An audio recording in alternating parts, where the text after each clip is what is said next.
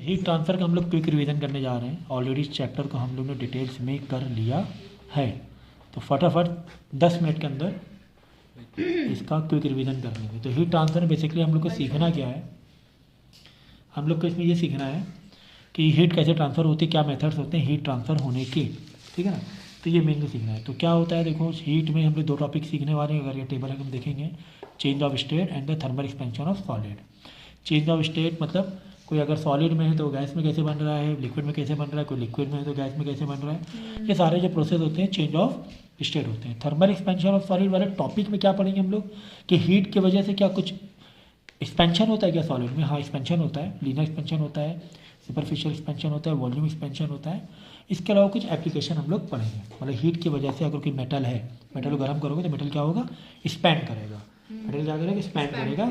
तो ये इसके टाइप्स ऑफ पढ़ेंगे हम लोग। तो चलो चेंज ऑफ स्टेट में हमें पढ़ना है। तो इवापोरेशन का मतलब जानते हो कि इवापोरेशन में लिक्विड टू गैस होता है। क्या होता है, यहाँ पे लिक्विड टू गैस ट्रांसफर हो रहा है। तो जब टेम्परेचर हीट लिक्विड में जब हम लोग हीट देते हैं या लिक्विड का टेम्परेचर बढ़ता है तो लिक्विड के जो मॉलिक्यूल्स होते हैं वो गैस में कन्वर्ट होना शुरू हो जाते हैं। तो जब वाइब्रेशन होता है लिक्विड में हीट एब्जॉर्ब होने की वजह से, तो वो वाइब्रेशन की वजह से जो मॉलिक्यूल्स हैं वो गैस में कन्वर्ट हो जाते हैं। इस प्रोसेस को बोलते हैं इवेपोरेशन। इस प्रोसेस क्या बोलते हैं, इवेपोरेशन।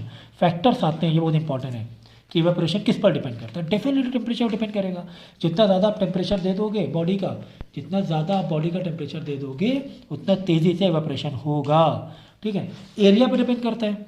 जैसे कि पानी आपने गिलास में रखा है और पानी आपने थोड़ा सा खुले उसमें रखा हुआ है सरफेस में, तो इवेपोरेशन धूप में है, एक गिलास पानी गिलास रखो सनलाइट के नीचे और एक ट्रे लो उसमें पानी रख दो सनलाइट के नीचे, तो इवेपोरेशन किस में ज़्यादा होगा, ट्रे में, क्योंकि इसका एरिया ज़्यादा है। तो इवेपोरेशन के लिए एरिया ज़्यादा मिल गया तो उसमें गैस जल्दी कन्वर्ट, हाँ मॉलिक्यूल्स गैस में कन्वर्ट जल्दी होंगे।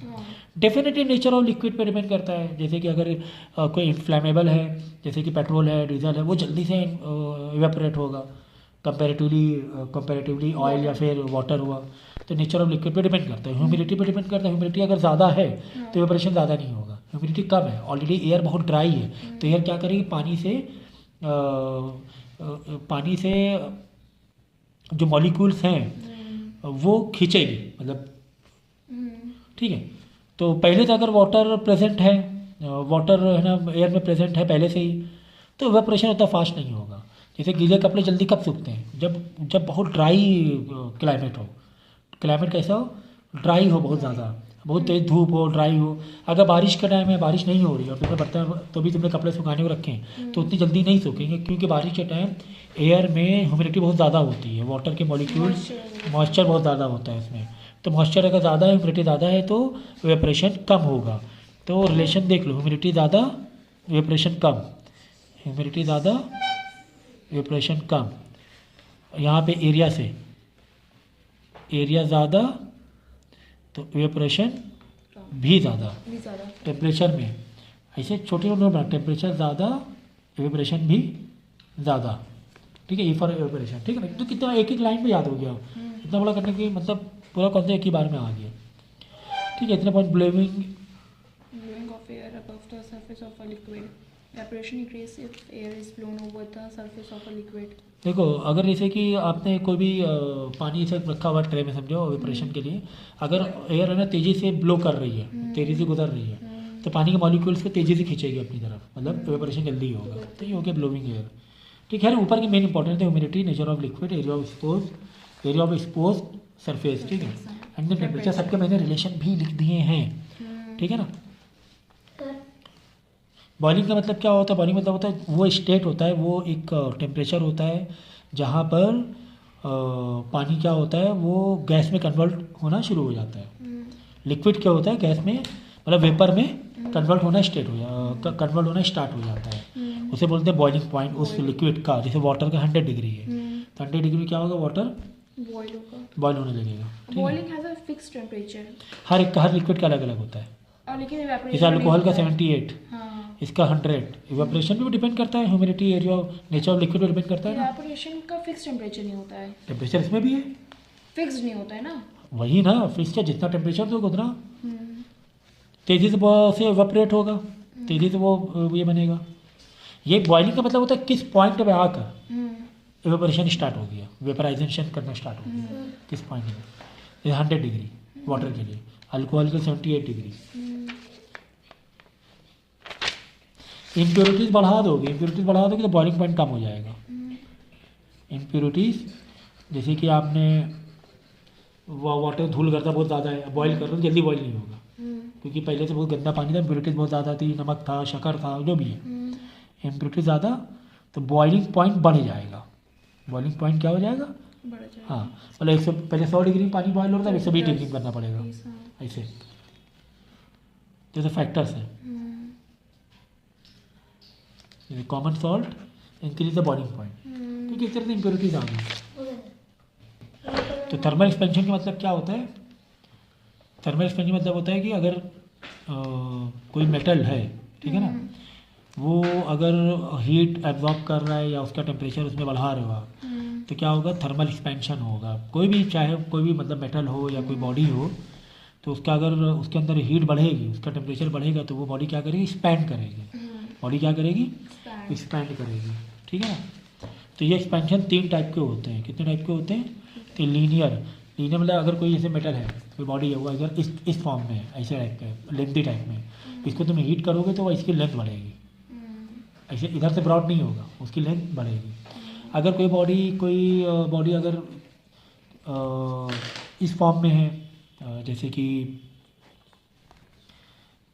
क्यूबाइट, इसमें क्यूबाइट फॉर्म में है, जैसे कि ऐसे फॉर्म में है, जैसे ये कुछ इस तरह के फॉर्म में, रेक्टेंगुलर फॉर्म है, ठीक है ना, क्यूबाइट फॉर्म है, रेक्टेंगुलर फॉर्म है। इसको जब एक्सपेंड करोगे तो इसका एरिया बढ़ेगा, ऐसे। मतलब ये वॉल्यूम नहीं होना चाहिए। अगर कोई पतली शीट है, पतली शीट ले लो, कोई पतली शीट है, तो उसको तुम हीट दोगे तो क्या करें? पतली शीट का एरिया बढ़ेगा, ठीक है ना, पतली शीट का एरिया बढ़ेगा, मतलब उसकी थिकनेस नहीं बढ़ेगी, 2 साइड बढ़ेगी। तो लीनियर मतलब 1 साइड, लीनियर मतलब 1 साइड, सुपरफिशियल मतलब 2 साइड।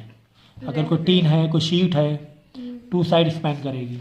अब आपने क्यूबिकल में ऐसे मोबाइल है, अब मोबाइल तुमने, ये कोई एक मेटल का था समझो, इसके अंदर हीट आपने दिया, ठीक है, टेम्परेचर दिया, हीट इसने एब्जॉर्ब किया, तो ये तीनों तरफ से बढ़ेगा, इधर से भी हाइट और ये थिकनेस भी बढ़ेगी, चारों तरफ से, मतलब तीनों तरफ से फैलेगा। उसको बोलते हैं क्यूबिकल एक्सपेंशन, मतलब 3 साइड एक्सपेंशन होता है। इसी में रीजनिंग आती है बहुत सारी। तो कुल मिला के इसका कॉन्सेप्ट क्या था? कॉन्सेप्ट थर्मल एक्सपेंशन का ये था कि हीटिंग होने से, जब हीट होता है तो हीटिंग होने से, हीट अब्जॉर्ब करने से बॉडी क्या करती है? एक्सपैंड करती है। टेम्परेचर ज़्यादा रहेगा तो बॉडी एक्सपैंड करेगी, टेम्परेचर कम रहेगा तो बॉडी कॉन्ट्रैक्ट करेगी। क्या करेगी? कॉन्ट्रैक्ट करेगी। तो ये चीज़ है जिनमें,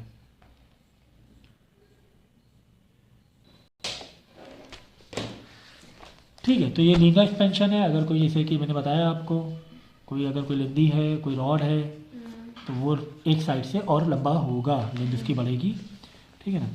ये हो गया। फिर बाद में सुपरफिशियल में कोई शीट है, अगर क्या है, कोई शीट है लोहे की या टीन की शीट है, आपने हीट दिया उसे, तो वो लेंथ और ब्रेथ उसका बढ़ेगा, एरिया बढ़ेगा, मतलब वॉल्यूम में तीनों साइड बढ़ेगा, ठीक है। तो ये हो गया आपका चैप्टर कंप्लीट। एवरीडे लाइफ में ये बहुत इंपॉर्टेंट है, इसमें यही आएगा मेन। जैसे रेलवे ट्रैक क्या होता है? गैप दिया रहता है, जैसे कि रेलवे ट्रैक में ऐसे जब ट्रैक बिछाते हैं, फिर बाद में थोड़ा सा गैप देके फिर आगे वाला ट्रैक बिछाते हैं। क्यों गैप रखते हैं? कि बाई चांस गर्मी बढ़े, टेम्परेचर बढ़े, तो ये एक्सपेंड करेगा, लीनियर एक्सपेंशन होगा, तो इसमें जगह थोड़ी सी गैप छोड़ देते हैं ताकि एक्सपेंशन के लिए दिक्कत ना हो। अगर एक्सपेंशन नहीं देंगे तो वो क्रैक पड़ जाएंगे फैलने में, ठीक है। ये हो जाता है। फिर इसके लिए स्टील ब्रिज में, जो स्टील ब्रिज होते हैं,